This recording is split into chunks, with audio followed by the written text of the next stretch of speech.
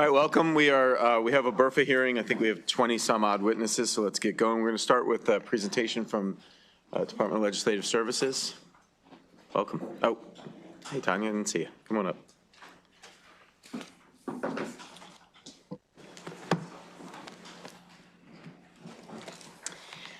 We have two documents for you today. The first is the fiscal note. I'm not going to be covering the fiscal note, but it's you have it available to you. I'm going to be talking through the document that says Budget Reconciliation and Financing Act, Budget Summary, Provisions and Recommendations. This highlights the recommendations that the department has made. The combined impact of the recommendations of DLS on the general fund, revenue, expenditures, and blueprint are about $203 million in fiscal 26 and 27. Moving ahead to page 1 in the document, overall this section provides summary bullets of all of the provisions in the BRFA is introduced. I'm only going to highlight a couple where DLS has recommendations. On page 3 of the document, there's a provision in the BRFA is introduced that would eliminate the requirement for the governor to publish printed budget books. DLS has recommended striking that provision. Next, below that, there's a provision in the BRFA that would reduce the participation targets for the Young Adult Service Year program in fiscal 27 and 28 and set a target participation rate of 2,000 for fiscal 2029. DLS has recommended implementing a one-year delay, so you would stay at the fiscal 26 level and then move into the levels that were proposed in the BRFA. Turning ahead to page 5, among the transfers that are proposed in the BRFA are some transfers from the dedicated purpose account, totaling about $1 million. These are primarily from funds that were added in fiscal 2023. DLS has recommended increasing the authorized transfer from the dedicated purpose account to add about $1.1 million in additional transfers from 3 particular items that are unused in the fund. Turning to the next page, there is a provision in the BRFA that expands the authorized uses of the alternative compliance payments in the Strategic Energy Investment Fund for a variety of purposes, some of them laid out in particular, and some of them kind of related to a broader provision allowing the funds to be used for grants or loans to support new renewable energy sources. A portion of these items are duplicative of provisions that authorize the uses in an administration bill, SB 386 and HB 8097. And so DLS recommended striking the provisions that appear or relate to that legislation to avoid duplication and potentially conflicting outcomes.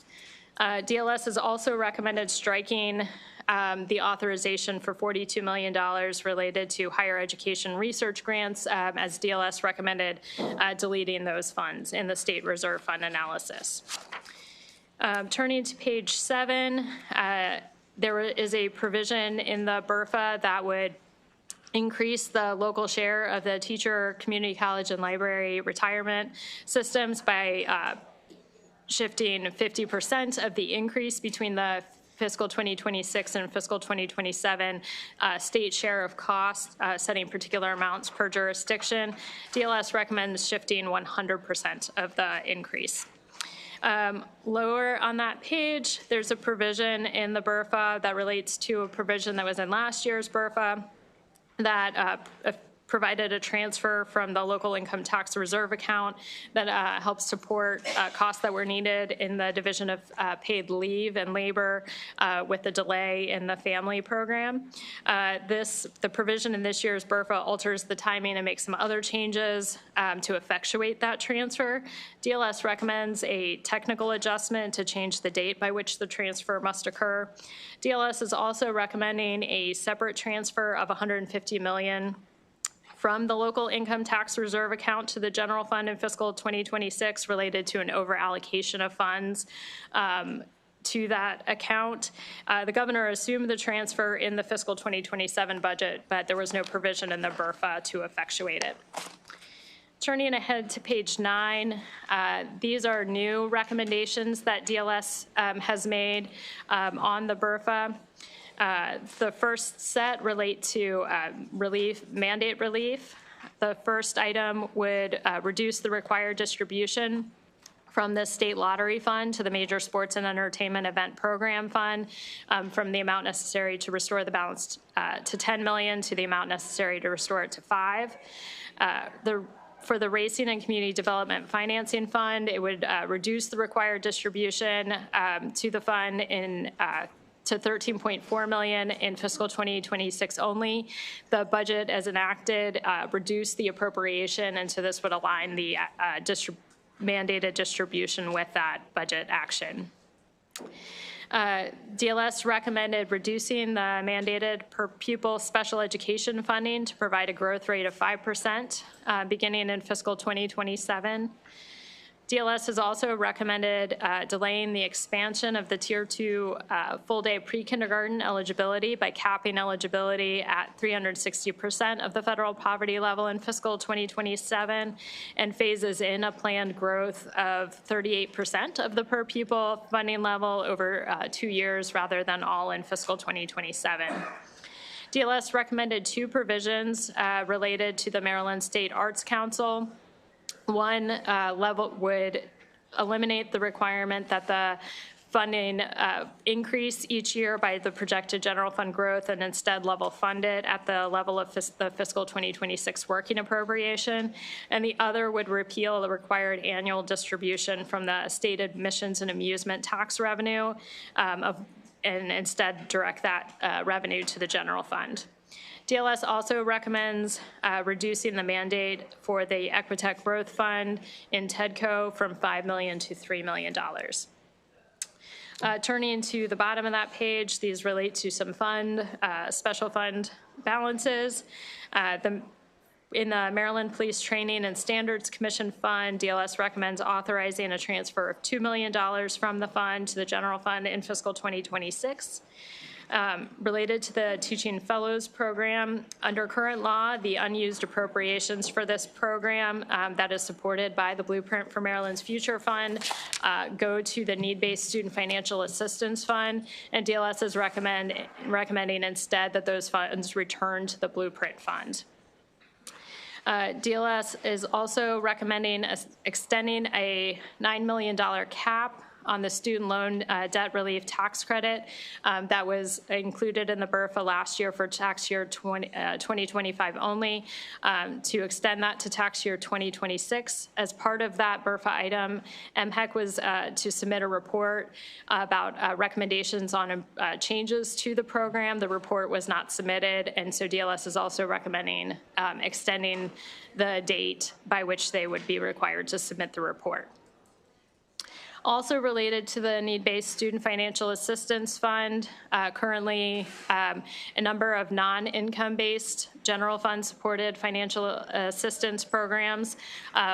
If the funds are unused or transferred to that fund, and DLS is recommending instead that the non-income-based financial assistance funds that are unused go to the general fund. For the More Jobs for Marylanders program, DLS has recommended capping the annual value of the final tax credit certificates that can be awarded under the program at $15 million, and that the funding be prorated among qualifying companies, and establishing a sunset date for the program. DLS is also recommending sunsetting the film production activity tax credit. And the final action that DLS has recommended is last year in the budget bill, there was language restricting funds from the Child Care Capital Support Revolving Loan Fund to be used by the Health Benefit Exchange to conduct an outreach campaign and survey. The funds are not an allowable use. That's not an allowable use of the funds, and so to effectuate that action in the budget bill, DLS is recommending a provision that would authorize the $250,000 for fiscal 2026 only to be used for that purpose. That concludes my presentation. Questions for DLS on the BRFA? Okay, thanks. Let's hear from, oh, I'm sorry. Yes, sir. Yes, ma'am. Thank you. I wanted to go back to the Community College Promise Scholarship because there are so many people, students, who have benefited.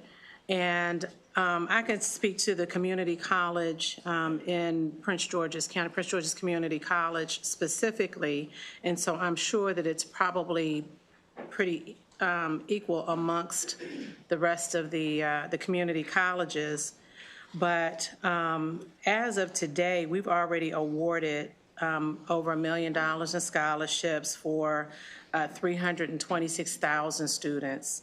And we still have 524 more that are eligible, and that would, for the spring and summer semesters, will be eligible for those funds.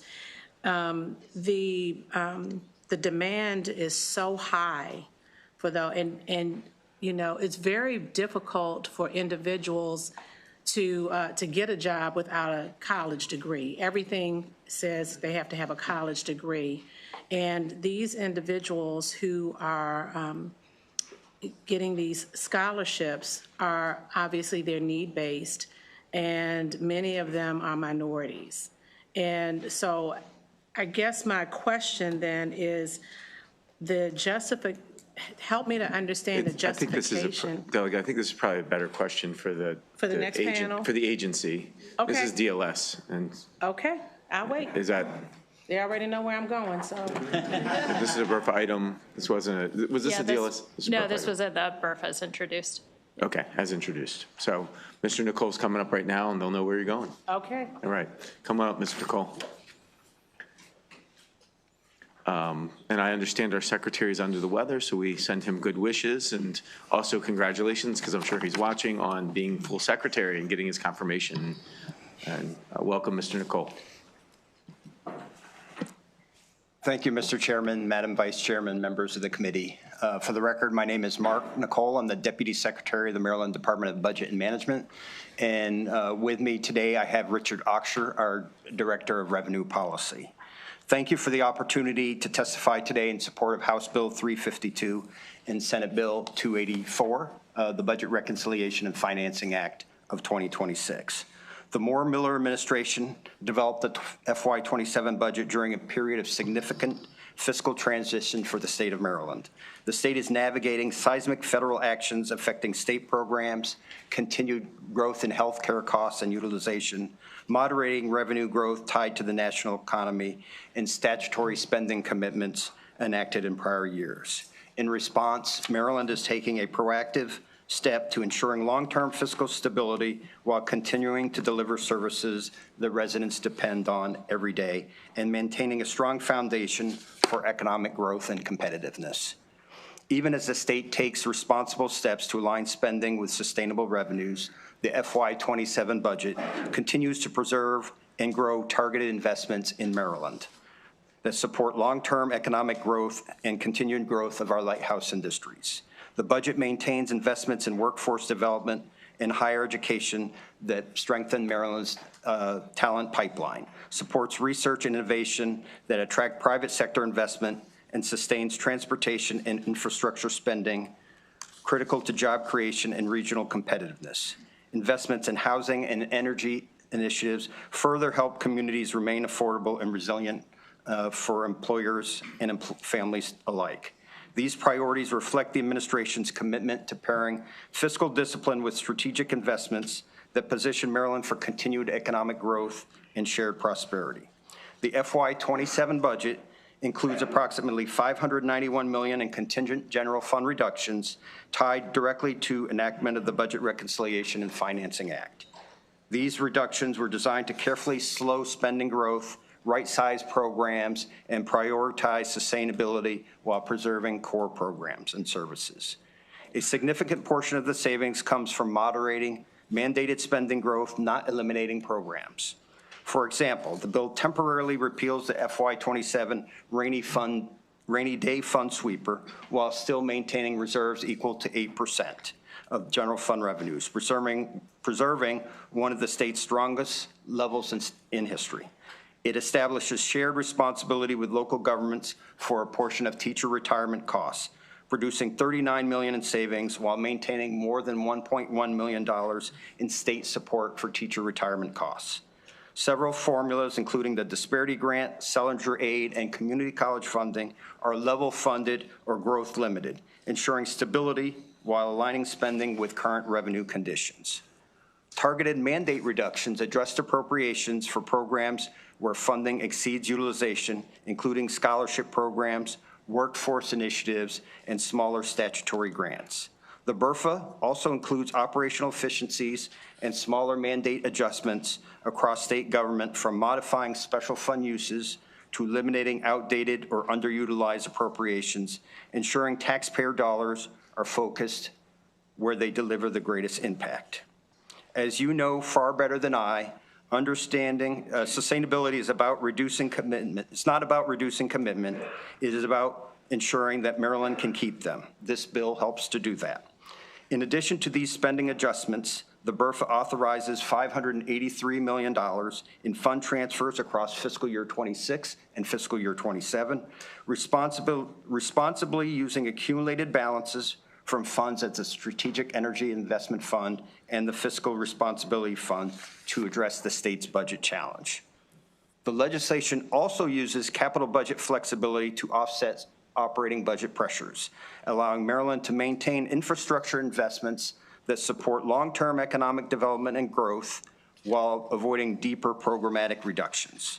The bill further strengthens the state's fiscal position through selective federal tax decoupling from H.R. 1, while also providing over $100 million in tax cuts for Maryland businesses. As you are all aware, Maryland decides the best tax policy for Maryland, not the federal government. Under the Budget and Reconciliation Financing Act, Maryland rejects federal provisions that would weaken state revenues while maintaining business tax policies, including research and development and small business expensing that improve competitiveness and economic activity. Taken together, these actions reduce the out-year structural shortfall, maintain a positive FY27 cash ending balance, and preserve Maryland's AAA bond rating. By aligning spending with sustainable revenues and responsibly using existing resources, this legislation strengthens Maryland's financial foundation, ensures the state moves forward, positioned to support economic growth, expand opportunity, maintain essential services, and meet future challenges with stability and confidence. In closing, we look forward to continuing to work with the General Assembly in passing a fiscally responsible and socially prudent budget. For these reasons, we respectfully, we are also, at the end of DBM testimony, we have 7 additional amendments for your consideration. They are described in the testimony, but I would just like to highlight one very quickly. This is an amendment number 2. It strikes the provision in the Budget Reconciliation Act that would have expanded the allowed uses of the state's 911 fund, as we have found that it in conflict with federal law. We will be correcting that the shortfall that provision caused in a supplemental budget. For these reasons, we respectfully request a favorable report on House Bill 352 and Senate Bill 284. Thank you, and I'm happy to answer any questions the committee may have. I know that there's at least one question. Delegate Harrison. Well, you heard the prelude to my question. I'm concerned about the cuts to the community college promise scholarships. Community college is probably the most affordable first step for an individual seeking higher education. And as I noted, the Prince George's Community College has awarded, over $1 million to many thousands of students. And I would argue that the majority of them are students of color. It's very difficult to even get a job without having a college education because almost every application or job description says that you must have some form of college education. I would even argue to work in state government, you have to have that in order to make at least a halfway decent salary to support yourself and a family. So cutting, and then you mentioned about the cuts in federal funding, but there's also been the cuts with, the cuts to repayment plans for students who may have loans, and so scholarships and grants are a way for individuals to get that college education so that they can have a meaningful career at some point. So, you know, in my opinion, cutting money from scholarships and education basically is keeping individuals from obtaining college, higher education levels of college education degree, higher levels of education, because they simply won't be able to afford it because they can't pay it back because that's being cut. So I think that my question then is, how did you come up with cutting education funding? Thank you for your question, Delegate. For this particular reduction on the Community College Promise Scholarship Program, there's sort of a fairly long history of spending falling short of the statutory levels that were originally adopted, which was $15 million, then reduced to, I believe, $13.5 million. So we are just trying to align the mandatory requirement with what we've been seeing as the utilization. Certainly, we've worked with MHEC to try to make sure that they are doing their due diligence to make sure that students are aware of the program and sign up and use that benefit if they are available. We will continue to work with them to make sure that every student that is eligible for that program or any scholarship program has the ability to sign up and qualify for those programs. But any funds that are not used at a particular school, MHEC has to redirect it to schools that have greater need. So, as I understand it.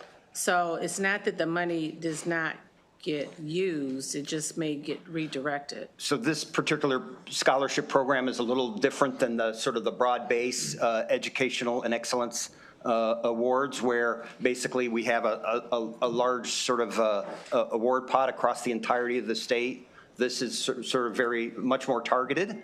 And there's a $15 million cap, well, $13.5 million cap across the entirety of the state. So if it's not used in one county, yes, it does get used in another county.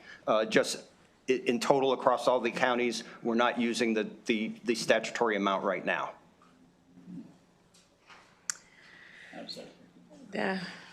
Okay. So I'll definitely follow up offline and share some additional information with you. Okay, Delegate. thank you. Thank you. Delegate Tolles. Thank you, Mr. Chair. I have a couple questions. And I'll start with, on the line of Delegate Harrison, I did have a question as it relates to, again, the student loan. I apologize, I got a bunch of sticky notes here, but the student loan tax relief, I remember doing that bill with Speaker Emeritus to ensure that we have the ability to entice individuals once they graduate to come work, for the state of Maryland, but also it helped with some crafty language, try to support minorities. And with what's happening with the administration, with education and, cutting student loans, could you speak to why you would want to put that in? Wait, is that are So you stating that? that's a DLS recommendation, Okay. not an administration recommendation. Okay, but do you support keeping it as it is or funding it? We do Okay. support I was keeping it gonna- as is. I was going to ask DLS, but I just asked you while you were here. Okay, thank you. And then the other question, I think one that may be your recommendation, I noticed, I think it's HB 392. And these gentlemen over here wanted me to tell you it's 392, not 352. Oh, So sorry. it's not me, blame them to my left. No, it's okay, but on HB 392, the administration looked like it's cutting on page, I don't know what page this is.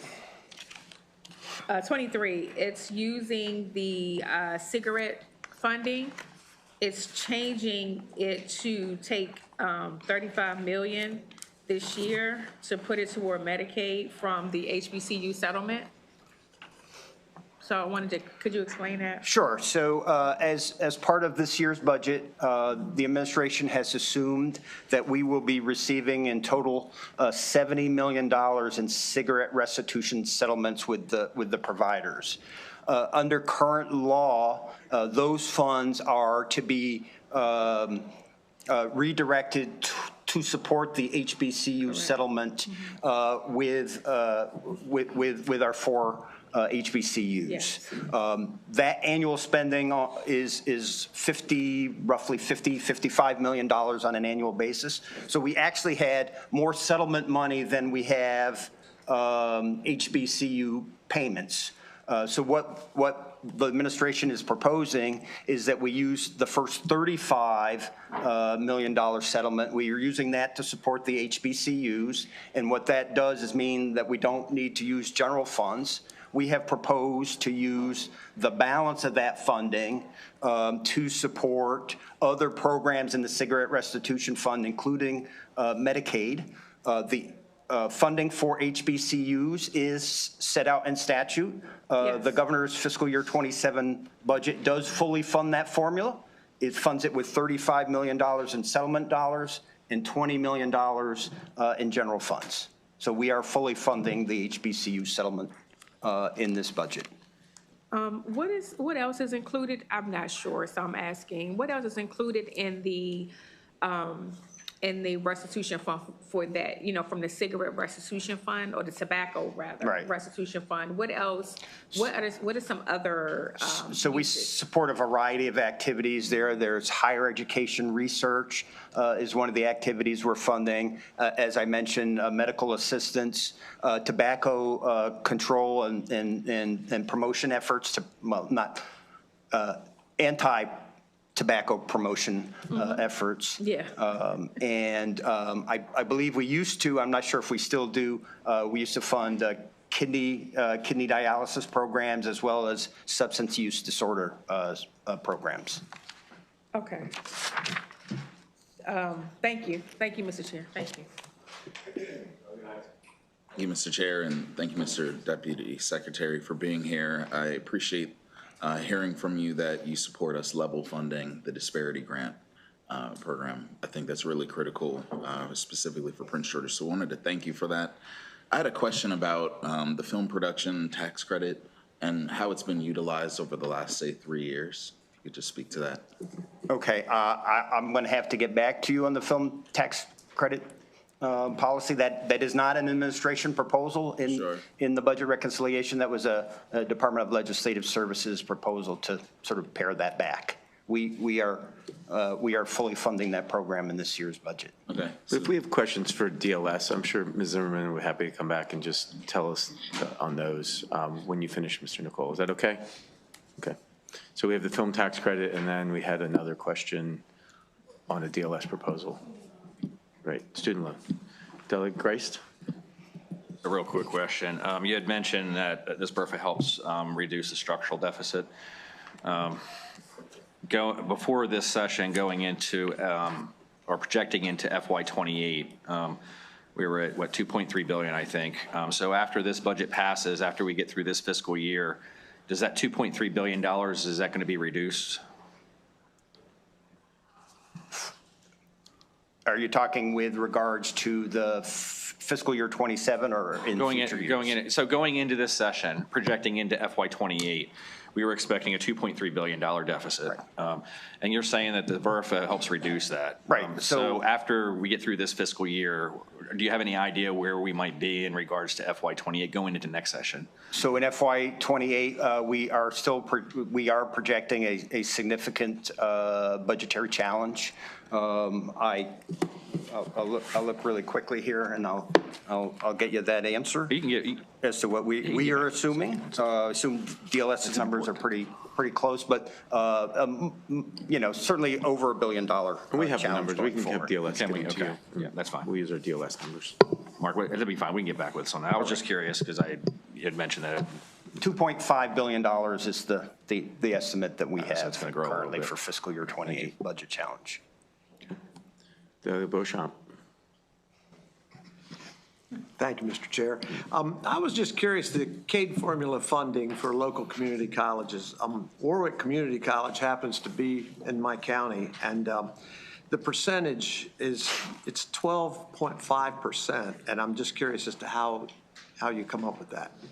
I'm looking at, the current law distributions, and it seems like that's the largest, that one's been cut, the largest of any of them.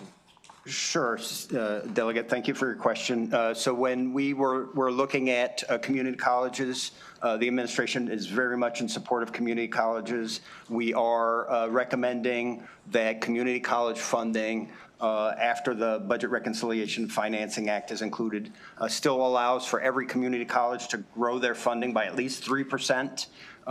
Which still is some money. It may not be as much as many of the community colleges were expecting, but with the challenging environment and all the difficult decisions we had to make this year, we thought that 3% was very fair, and it's certainly larger than what the overall budget is growing, which is a flat. Yes, sir. Well, that one seems to be, 12.5% seems to not quite be as fair as the 3%. I understand, Yeah. Delegate, yes. Thank you. Thank you, Mr. Chair. And we're getting the numbers, the exact numbers on where we are for 28. I think we started at 2.7, we're down to 2.3, just for the record. Delegate Stanco. Thanks, Mr. Chair. Thanks for your time today. I just want to get some clarity, and maybe it's a DLS question again, but there's a recommendation of shifting 100% of the fiscal 27 share increase of the teachers, librarian, and community college retirement aid. Did you recommend that as well? So the administration recommended a 50% shift. Okay. Can you just talk me through, does that match what we did last year as well then? Yes. So it's a complete match to last year? Yeah. Okay, thank Well, you. this 50% of the increase? 50% of the increase, yes. Did Mako weigh in on that? I would presume they do not support that. Thank you. Fair enough. Thank you. Thank you, Mr. Chair. A quick question related to the Maryland Native Plants Program. There's a lot of interest in my constituency in the Native Plants Program, and a lot of consternation that has been, there's a position that's been eliminated. So if you could sort of walk me through why that was done. Sure. So as part of our review of the fiscal year 27 budget, the administration took a look at sort of mandates across many agencies, took recommendations from those agencies about their ability to continue to support some of those programs. I believe we did hear from the Department of Agriculture that they would be able to continue to support that program, but that was one of the newer programs. So when we try to look at sort of mandates we would repeal or reduce, we try to look at programs that were new and maybe not as well established as some older programs. We understand there is a lot of support for that program. We have heard a lot of feedback. All right, thanks. Thank you. Delegate Metzger. Thank you, Mr. Chair. My questions mostly were answered 5 questions ago, but I just want to go on record to make sure that the Promise program stays in place. Yeah, we are not proposing a repeal. We're proposing a modest reduction to the mandated funding for the formula to a level that matches kind of the demand that we've been seeing. You mentioned a few minutes ago about county by county. I want to make sure Baltimore County stays up there because we've got some great community colleges and I'm fighting for them. So I understand, and to the extent that Baltimore County students are applying for community college scholarship programs and they're found eligible, they are receiving those currently. okay, thank you. Mr. Chair, just want to follow up on that native plants position. Did you all realize that there was an actual person in that position? I will have to sort of look into that, and we Okay. can certainly, Do you have any objection if that position is funded? That program is funded? Is there any objection? if the program is funded, yeah, the position should be funded, yes. So if we reinstate the funding, you have no objection? Right, correct. Thank you. Any other questions for you, Mr. Nicole? Thanks for pinch hitting here for our secretary. Let's do this. Let's have Ms. Zimmerman come back up. I want to remind the members that this is our Department of Legislative Services. They often give us a wide array and panoply of recommendations. They're just recommendations for us. We like them to give us very aggressive recommendations because that gives us lots of options. But they are here to tell us how they came up with the recommendation. I think there were 2 questions on 2 recommendations. Yeah, so speaking to them in the order they were asked, on the tax credit, the student loan debt relief tax credit, what the BRFA of 2025, what happened in that BRFA was the 18 million was reduced to 9 million with the idea that MHEC would then study and make recommendations on how the program could be better targeted. The report was due January 1st. That report was not submitted. And so absent those additional kind of recommendations on kind of ways to improve, DLS recommended kind of maintaining that lower level while they continue to complete the study. And so the study, also under the DLS proposal, would have a new due date of December 1. So it gives them time to complete the study that was kind of part of last year's provision and extends the lower amount. So that's why we made that recommendation. The other question was about the film production activity tax credit. I'll have to get back to you with the specific dollar amounts, but it looks like it was under 5 million in each of the last 2 years. Yep. Got it. Okay. Okay. Thank you. Thank you for coming back up. Thanks for your work. All right, we do have a number of witnesses. We've tried to bunch them in categories. We're going to start with sort of a miscellaneous category. We want to pull our County Executive Brayboy up virtually, and in the meantime, Francine Hyman, Katina Navarro Joy, and Kevin Cannelly can come up to the table if you are here. If not, we'll bring up. Is Brayboy here? Okay. Hey, Kevin, come on up.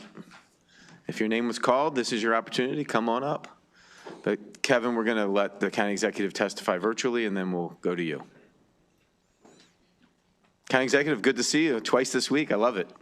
Hey, it's my pleasure, and thank you all so much. And Mr. Chair, Madam Vice Chair, and all of the members of the Appropriations Committee. It is an honor and privilege to be before you today. I wish I could be there in person. As you know, I'm a former delegate, so I'm no stranger to Annapolis, and I appreciate the difficult decisions that you have to make.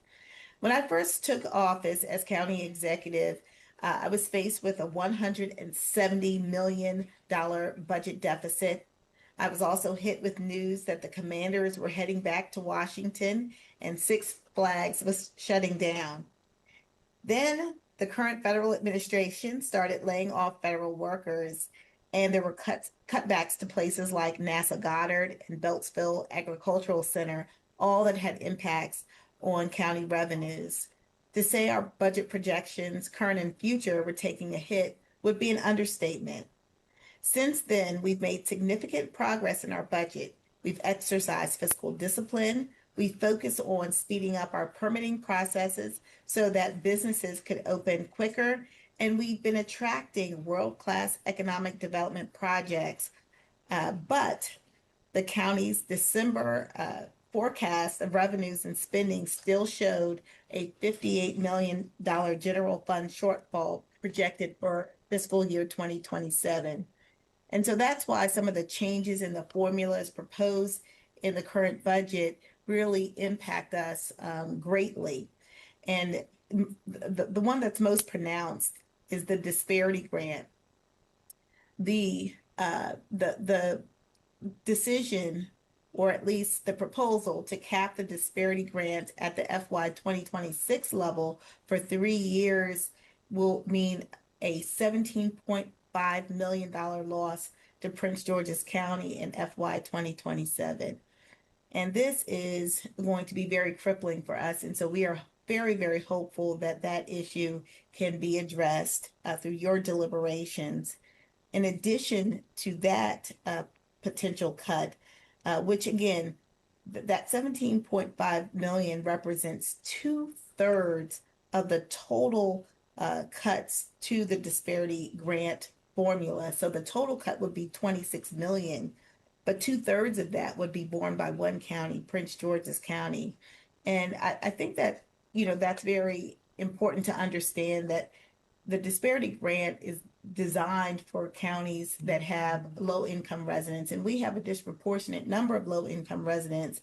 And so for us to have to bear the burden of those cuts, really, I think, does not, I think it's counter to what obviously that grant was in place for. And so we ask that you really reconsider that. There are other cuts in the budget that, again, place a lot of burden back on local jurisdictions like mine, including the $4.5 million cut from the state's share for the community college operating funds, as well as the $5.6 million for teacher, community college, and library retirement payments.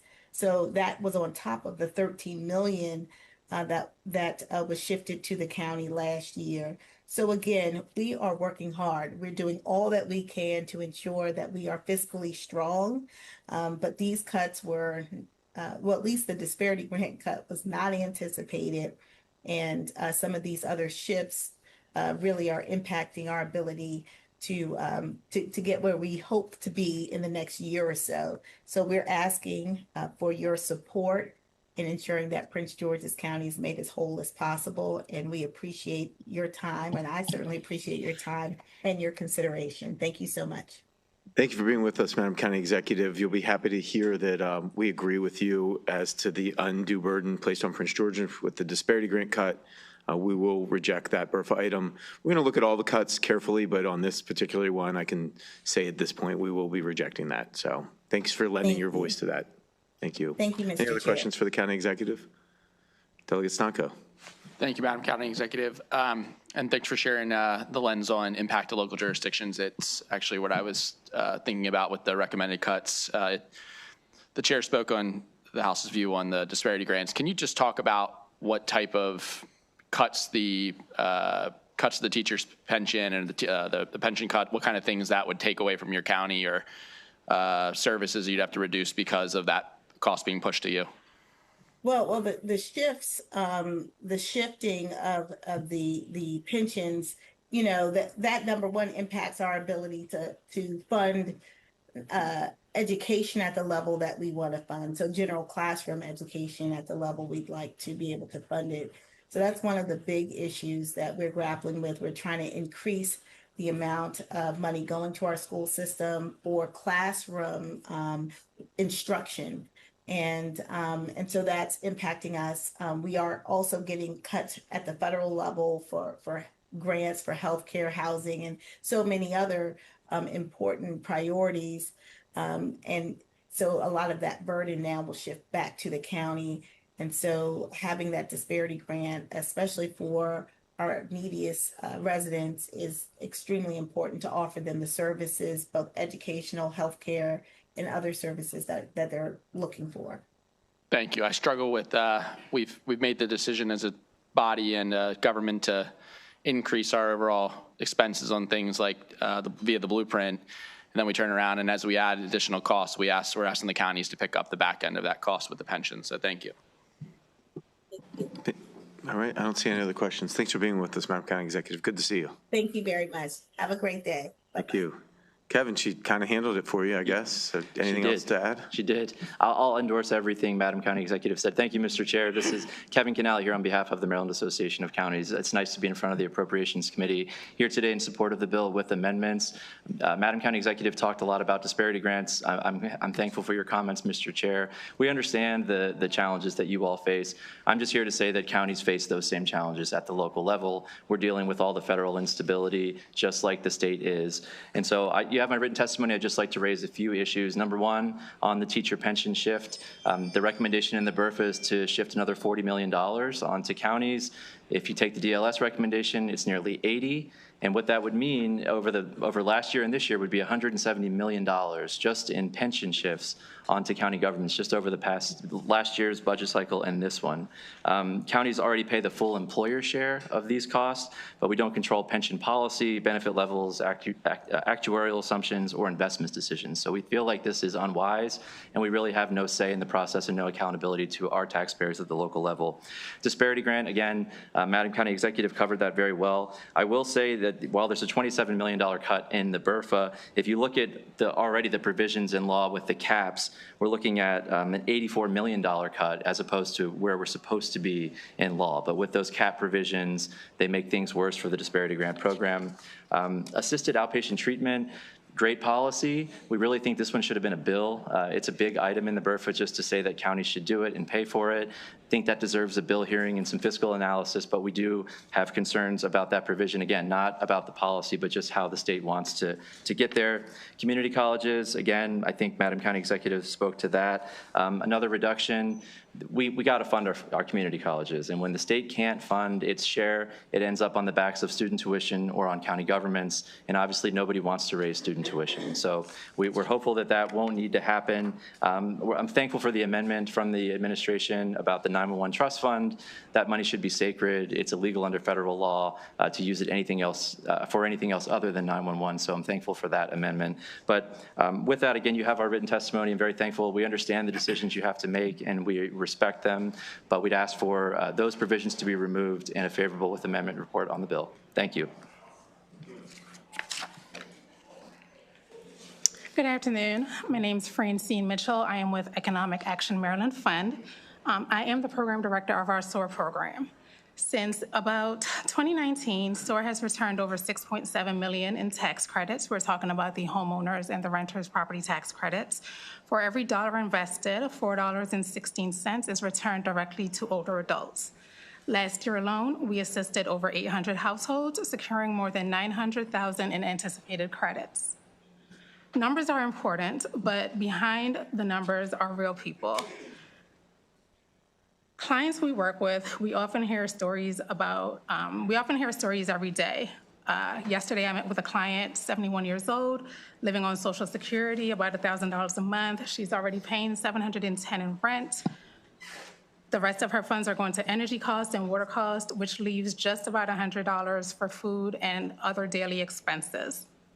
Without support navigating the renters and the homeowners property tax credit program, this particular older adult could easily fall behind on her bills and go without essentials. Our SOAR program, Securing Older Adult Resources, provides hands-on application assistance, individualized case management, and follow-up to ensure earned benefits are received. We are Maryland's only organization helping older adults, specifically renters, by assisting them with the applications, submitting them to the state, and working with them on various household issues that we may see. Although the renters and the homeowners property tax credit bill, they're not new. It's not a new benefit. It's just about helping older adults access what they already have earned. Continued investment in the SOAR program ensures Maryland's older adults remain housed, financially secure, and to be able to age in place with dignity. Thank you.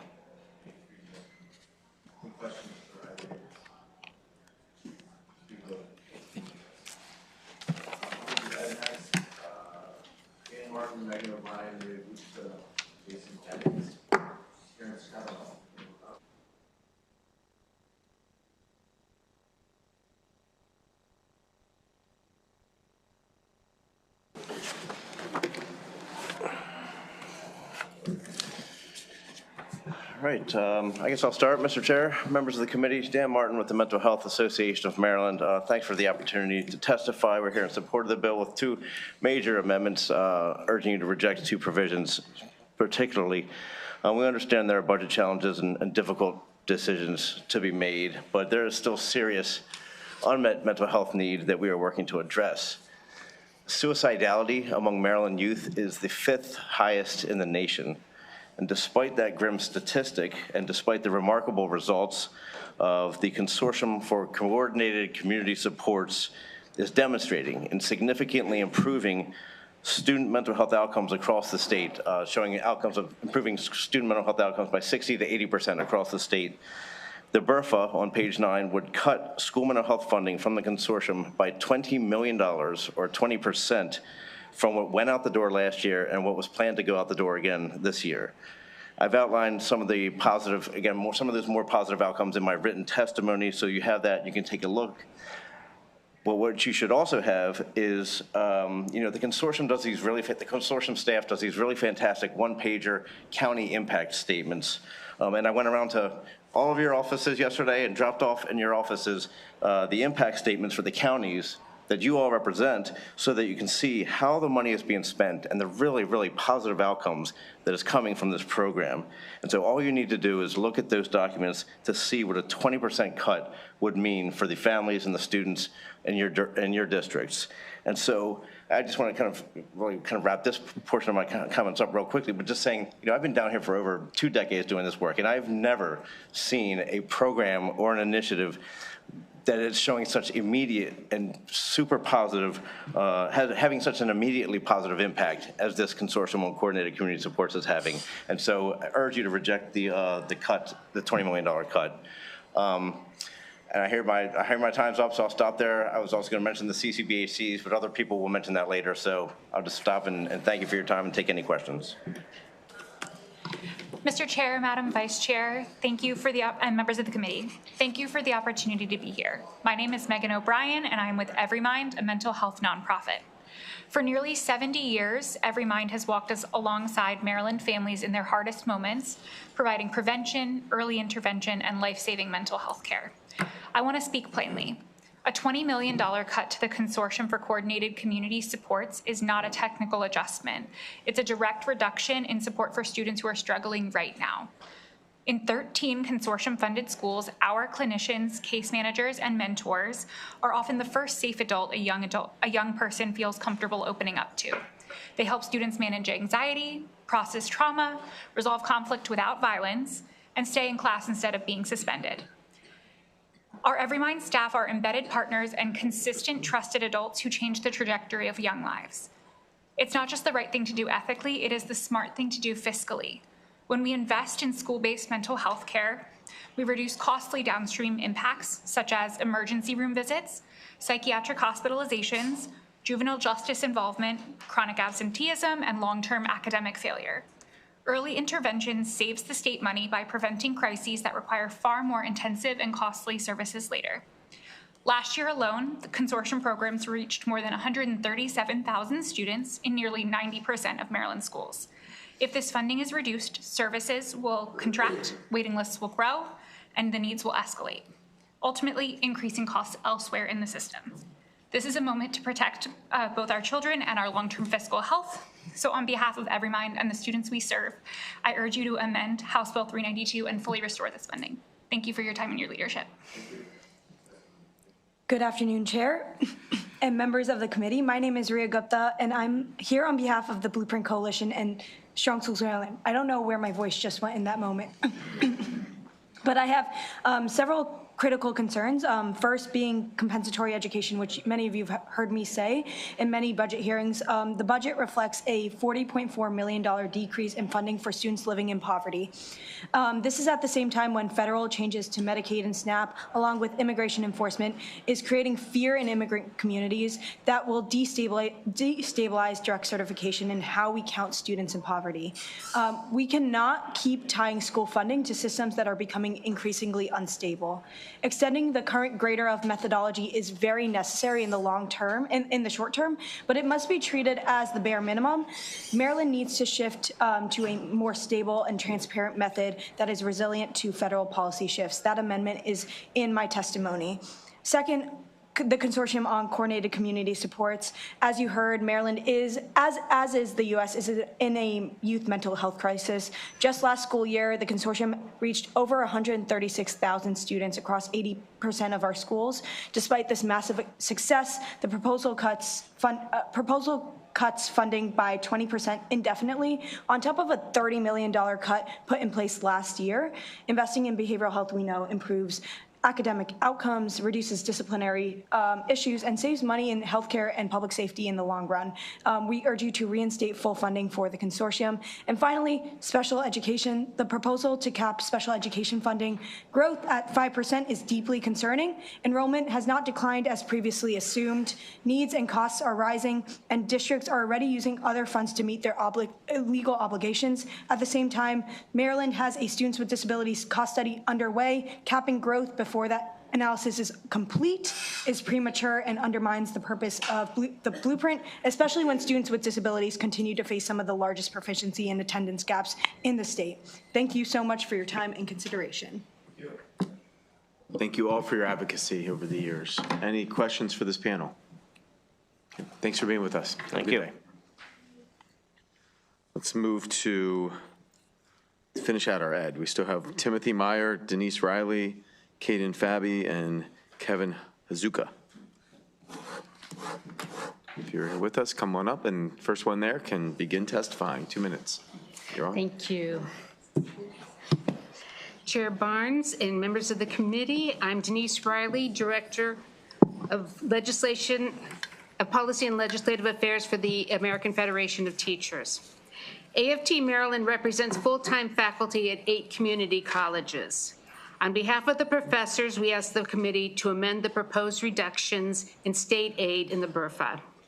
These funding cuts will directly hamper the college's ability to effectively teach and support students. We urge the legislature to reject the proposed 3% cap on CAID funding. With community college enrollment growing by an average of 5% and even more in several institutions, this cap would leave schools without the resources necessary to maintain the state's educational standards. We also urge you to reject the state aid reductions for Baltimore City Community College. Unlike other institutions, BCCC is excluded from the CAID formula. Furthermore, while the proposed CAID cuts are limited to 3 years, the BRFA would reduce BCCC's funding in perpetuity, creating a permanent and disproportionate financial burden. The college has always stretched its budget thin. And unlike other community colleges, BCCC is a state institution and cannot turn to the city for help. It will mean higher tuition and fewer staff or classes for students. Our community colleges are central to the success of the Blueprint, as well as our state's apprenticeship and career training programs. We know an educated, highly trained workforce will drive our state's economy. Putting a cap on funding will put a cap on these programs and, by extension, the future financial success of Maryland. Thank you. Chair Barnes and members of the subcommittee, thank you for the opportunity to provide testimony in support with amendments for House Bill 392. My name is Kevin Hazuka, and I serve as CEO of Arundel Lodge, a nonprofit behavioral health organization that has served Anne Arundel County for over 50 years. Today, I'm here to request amendments to the proposed $20 million cut to school mental health care through the consortium. Arundel Lodge operates the Behavioral Health Urgent Care Center's Rapid Access for Youth program, the only dedicated walk-in behavioral health crisis facility for children and families in the community. Before this program existed, a student and/or their family in crisis had 2 options: wait weeks or months for an outpatient appointment or go to an emergency department. We provide on-the-spot psychiatric evaluations, crisis stabilization, therapy, med management, and safety planning on a walk-in basis with no referral required and no wait list. The demand for these services has never been greater. According to the 2023 Youth Risk Behavior Survey, nearly 40% of high school students reported feeling persistently sad and or hopeless. I'd like to read a testimony from one of the people that used our services. I visited Anne Arundel Lodge's Behavioral Health Urgent Care Center during a mental health domestic violence crisis where I was unhoused and very unwell. I had been discharged prematurely and without proper treatment from numerous ED departments in the area. I was exhausted, sick, and diagnosed with an illness related to lack of nutrition and wanted genuine clinical answers and not discrimination. I was treated with kindness and sympathy and was evaluated and prescribed medication for my situation. And for the very first time in years, I feel as though I was prescribed a proper medication for my bipolar condition. With care and reassurance, I was able to gather myself and regain control of the situation. Thank you all for what you do here at Arundel Lodge. Kindness and compassion goes a long, long way. Thank you for your consideration. Good afternoon, Chair Barnes and members of the committee. My name is Caden Fabi, Director of State Affairs at Inseparable, a nonprofit mental health advocacy organization. I'm here to support the BRFA with amendments and respectfully urge you to restore the full $100 million appropriation for the Coordinated Community Supports Partnership Fund and reject the proposed 20% cut in HB 392. Just last year, the legislature established a stable $100 million investment in this fund, recognizing it as a cornerstone of Maryland's student mental health infrastructure and a key component of the blueprint for Maryland's future. That decision is already paying off. The demand for this program is significant. For the last fiscal year alone, schools and providers requested $152 million, far exceeding the current appropriation.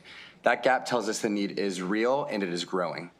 Even with limited funding, the program has delivered services to tens of thousands of students across urban, suburban, and rural communities in the state. It has supported the hiring of hundreds of behavioral health professionals, strengthening Maryland's youth mental health workforce. Students receiving services are showing meaningful reductions in symptom severity and improved functioning. Families report high satisfaction. In short, this program is working exactly as intended. Reducing funding now would have immediate and long-term consequences. When students don't receive timely access to mental health care, we see more emergency room visits and hospitalizations. We see rising absenteeism and declining academic performance. Families face greater stress and fewer options, and ultimately, the state bears higher long-term costs in emergency care, child welfare, the justice system, and adult mental health services. Maryland has positioned itself as a national leader in youth mental health through the commitment to this program, and we urge you to preserve that leadership and restore the full $100 million appropriation for this program. Thank you for your time and commitment to Maryland students. Happy to answer any questions.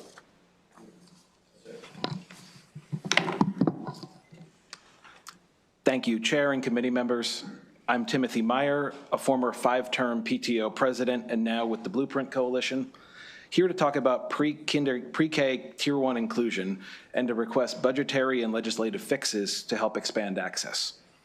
The budgetary way to think of pre-K is how many seats, but what we're really determining is how much opportunity. Data shows the importance, with multilingual learners, students with disabilities, and economically disadvantaged students entering kindergarten with early literacy readiness far below the statewide average.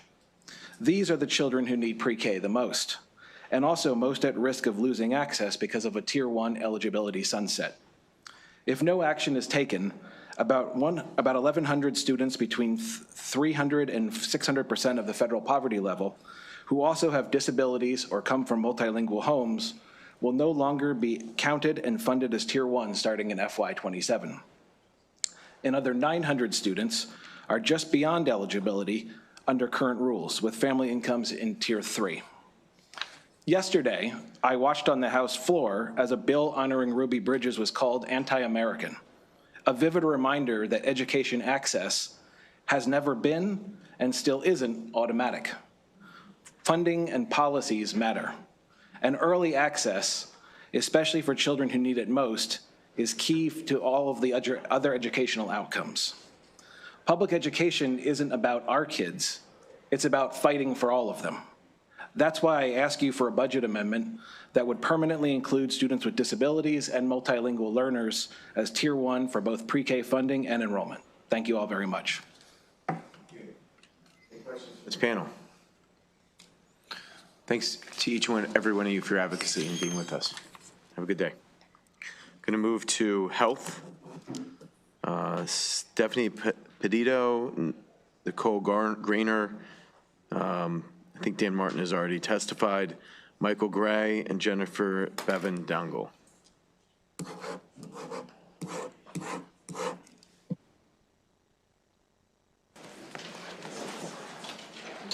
Good afternoon, Chair Barnes and members of the committee. My name is Nicole Grainer, and I'm the Policy Director for the Community Behavioral Health Association of Maryland. CBH represents 95 community-based providers on the front lines of our state's mental health and addiction services crises. Behavioral health is not just a budget line. It's a lifeline, and House Bill 392 will cut it.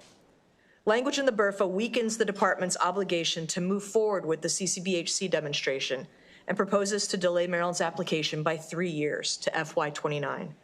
Last year, you reaffirmed your promise to modernize how we approach community care, and we need you to do that again.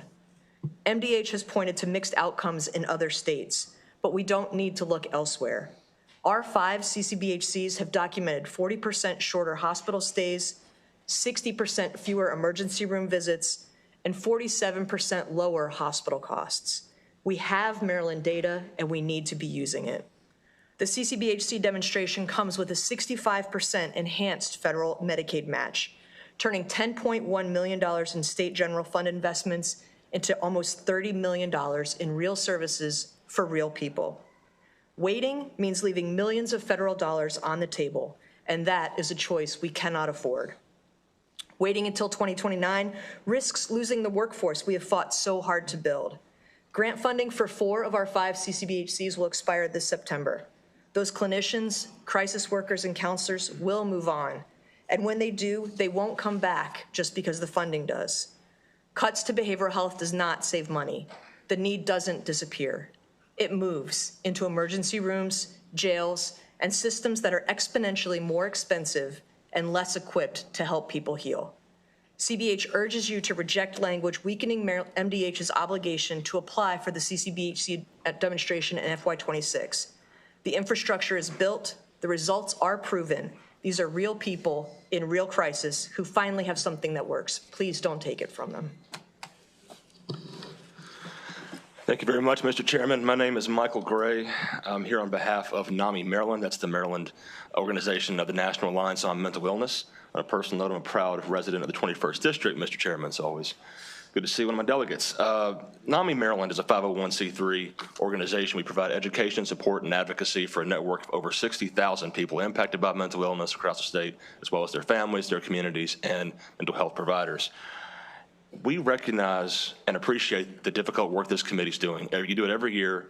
You work on the budget, and the budget is the premier policy document of the state government. Again, we recognize and appreciate the fact that the budget's going to tell everyone what the state government is prioritizing and deprioritizing. And at NAMI Maryland, we appreciate the work this committee has done historically and is doing right now this session to continue to prioritize mental health services. I echo everything that Ms. Grainer just said about the continued expansion of CCBHCs around the state, everything that Dan Martin said earlier about the Medicaid reimbursement rates, but also the consortium. And everyone you heard about the consortium, we echo all of that. NAMI strongly supports the continued funding of that at $100 million a year. And it's so difficult for us to get and maintain mental health providers in the state that every one of these 3 issues, the expansion of CCBHCs, taking advantage of federal funds to do that, keeping the consortium funding where it is, and of course, increasing Medicaid reimbursement rates, as difficult as that is in this fiscal environment, is going to keep our mental health providers in Maryland from seeking greener pastures in states. We want to make sure that they're paid somewhere close to what they could be paid in neighboring states. So thank you so much for your time. Any questions for the panel? Okay, thanks to you both. Have a great day. Dan Rabbitt, Jane Krinke.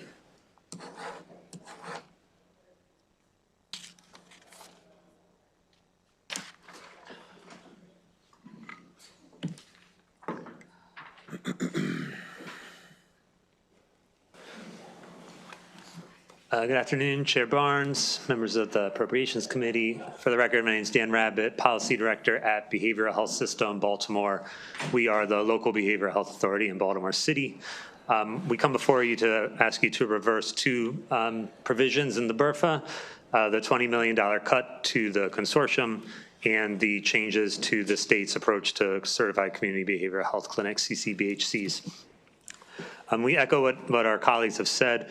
On CCBHCs, I would just also add that these models of community behavioral health services are really the future of comprehensive, high-quality services. We've seen this in other states, and it would be a mistake to delay moving forward on this for 3 more years, as proposed by the BRFA. On the consortium, just want to emphasize that this is still, like, the benefits from these services are still to come. Only half of the counties right now have fully implemented how the consortium services and grants were originally envisioned, where you have a county entity, local entity that can coordinate services across all of the schools in the county. Major jurisdictions like Baltimore City, Baltimore County, Montgomery County, Prince George's County are still implementing the consortium. And so the benefits and innovative services that it provides to students are still can bear even more fruit than what we've seen so far. You know, the statistics around youth mental health are shocking and really disturbing. In Baltimore City, the statistics are even worse. The sadness and hopelessness of high school students, the prevalence of suicidal thoughts and suicide attempts is higher than the state average. And so we really need to be doing more to support school-age children. The consortium, it also supports really innovative services in the schools. So we just ask that you reject those 2 provisions. Thank you. Thank you. Good afternoon, Chair Barnes, Vice Chair Kaiser, members of the committee. My name is Jane Krinke. I'm here on behalf of the Maryland Hospital Association in support with a very specific amendment. So we have concerns with one provision in the bill on page 42, which transfers $10 million from the Maryland Loan Assistance Repayment Program Fund for nurses and nursing support staff to the general fund. We heard that this may have been a drafting error and that it was actually intended to pull money from the Nurse Support Program 2 fund, which we have even more concerns with that. The Nurse Support Program 2 fund is actually funded through hospital rates. It's a program managed by the Health Services Cost Review Commission and the Maryland Higher Education Commission. This money provides competitive grants for schools of nursing with the goal of increasing recruitment and retention of nursing. They both have impacts at the individual college level and across the state. There's a list of state initiatives I've included in our testimony. We just have a lot of concerns. I know $10 million is not a lot to the state budget, and just asking you to reconsider both taking money away from the Nurse Loan Repayment Program and then also not taking money from the Nurse Support 2 program. And with that, we ask support the bill otherwise. Just would ask for an amendment there. Thank you. All right, any questions for the panel? Thanks, great to see you both. Have a good day. I think that completes health, and we're going to move now to our conservation, environment, natural resources, and ag. Kristen Harbison, Anna Griffith, Ann Jones, Matt Stegman.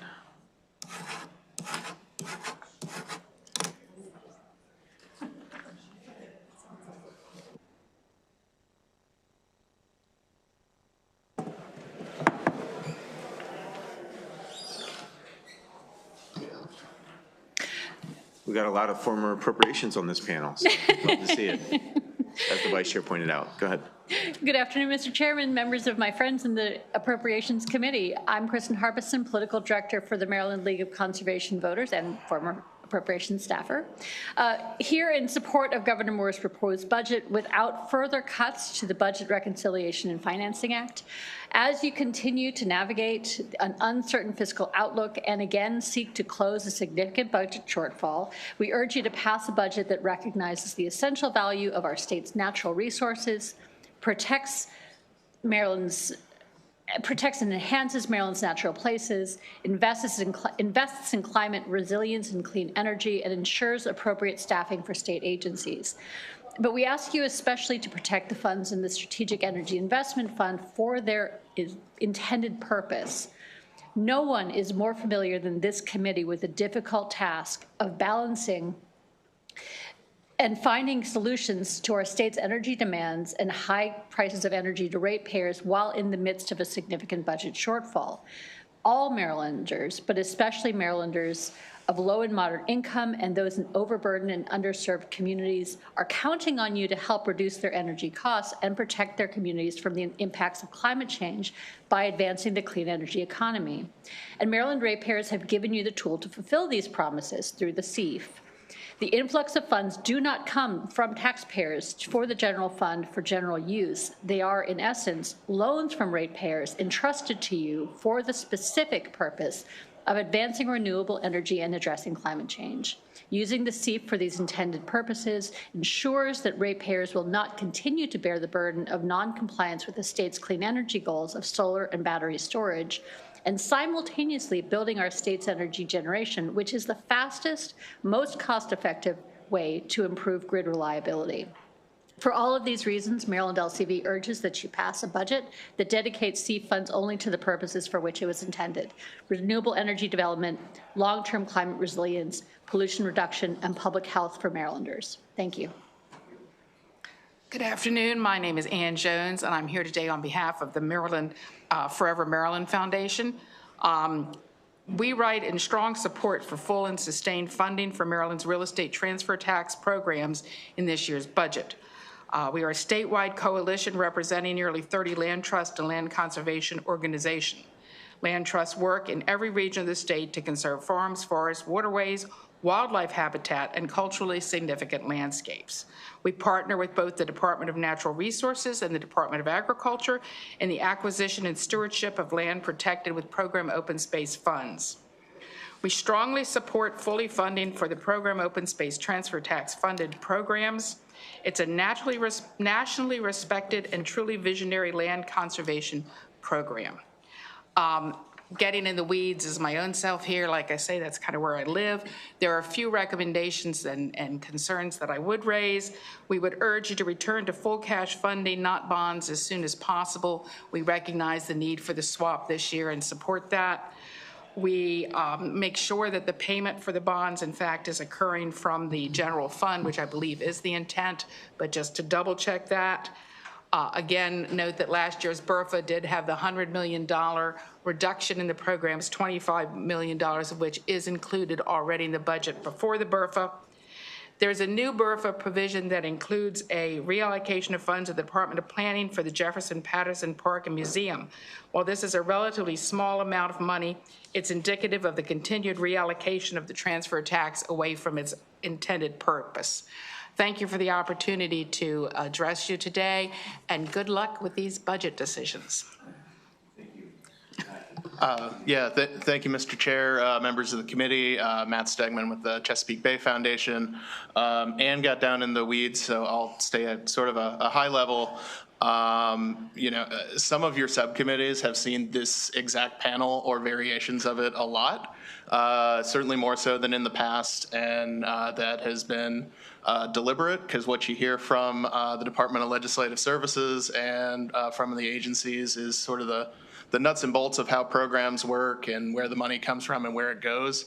The story that we wanted to tell you this session is really why these things are important.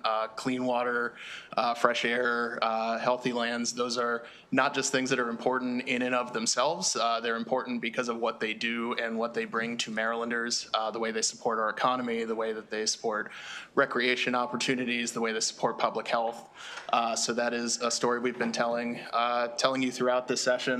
I want to say me too to everything that the rest of the panel has said here, but more so than anything, we recognize that there's a lot of really difficult decisions that you have had to make last year and this year to get to this point. There's a lot of difficult decisions still to come. Every time that we are in Delegate Watson's subcommittee, she makes a point to thank the public witnesses and to thank us for the work that we do in our communities. So I just really want to say to this committee, thank you for the work that you have done and the work that you will do.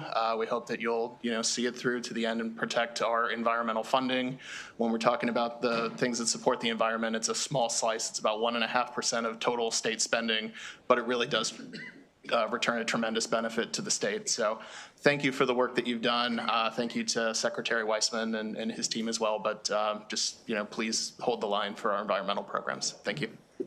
Thanks for all your advocacy, every one of you, being with us today. Any questions for this panel?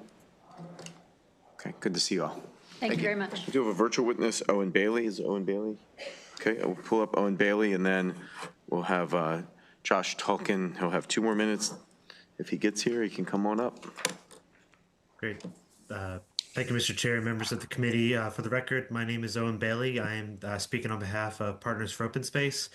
Thank you to the Governor and General Assembly for protecting the state transfer tax and for proposing funding levels that honors Maryland's longstanding commitment to land conservation, outdoor recreation, and stewardship of our collective heritage and natural resources.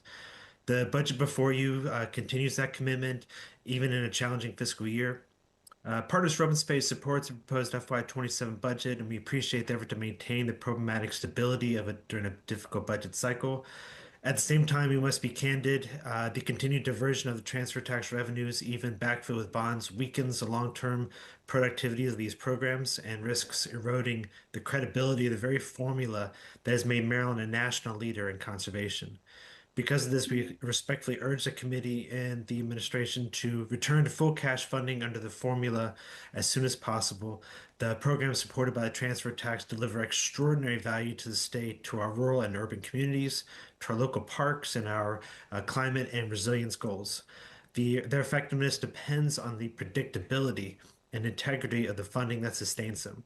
So thank you for your attention, for the ongoing commitment to the transfer tax that defines Maryland's character and supports our quality of life. Thank you. Okay, thanks for being with us, Mr. Bailey. Any questions for this witness? Okay, I don't see any. Thanks a lot. Have a good day. I think that concludes our witnesses and concludes our BRFA hearing. Have a good day.